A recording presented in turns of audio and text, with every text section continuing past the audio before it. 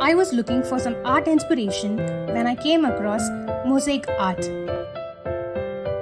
Let's give it a try. I started off with a spiral pattern, filling it with pebble-like squiggly shapes.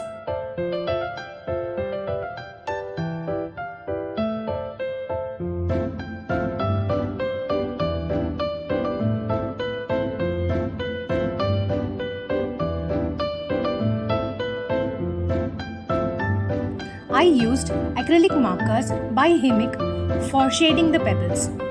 I kept the color palette minimal to pop out the effect.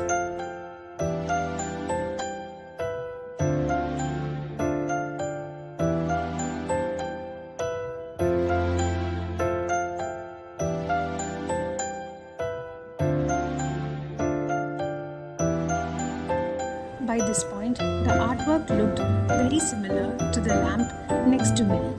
That's when I realized we search for things outside before even looking for it on the inside.